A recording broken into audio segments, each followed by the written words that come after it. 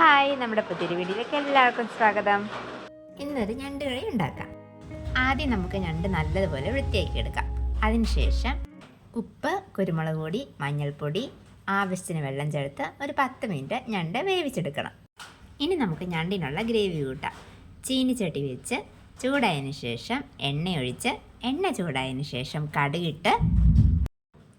കടുക് പൊട്ടി, ഇഞ്ചി വെളുത്തുള്ളി ചതച്ചത്, കറിവേപ്പില ഇവയെല്ലാം ഇട്ട് നല്ലതുപോലെ വഴറ്റിയെടുക്കണം. അത് കഴിഞ്ഞ് സവോള ഉപ്പ് ചേർത്ത് നല്ലതുപോലെ വഴറ്റിയെടുക്കാം. സവോളയുടെ കളർ മാറിയതിന് ശേഷം തക്കാളി അരിഞ്ഞത്, പച്ചമുളക് ഇതും കൂടെ ചേർത്ത് കൊടുക്കാം. നല്ലതുപോലെ വഴറ്റിയെടുക്കണം. ഇനി മസാലകൾ ചേർക്കാം. ആവശ്യത്തിന് മീറ്റ് മസാല, മല്ലിപ്പൊടി, മുളക് പൊടി, മഞ്ഞൾപ്പൊടി ഇവയെല്ലാം ചേർത്ത് പച്ചമണം മാറുന്നത് വരെ നല്ലതുപോലെ വഴറ്റിയെടുക്കണം.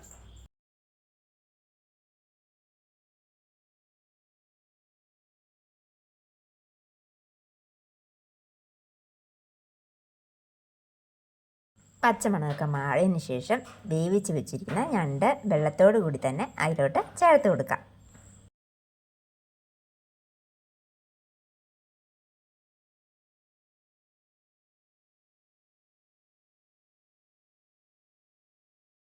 അത് കഴിഞ്ഞ് നല്ലതുപോലെ ഒന്ന് ഞണ്ട് കറി തിളച്ചതിന് ശേഷം പേസ്റ്റ് പരുവത്തിൽ അരച്ചെടുത്ത തേങ്ങയോ അല്ലെങ്കിൽ തേങ്ങാപ്പാലോ ചേർത്ത് നല്ലതുപോലെ ഒന്ന് ഇളക്കി കൊടുക്കണം.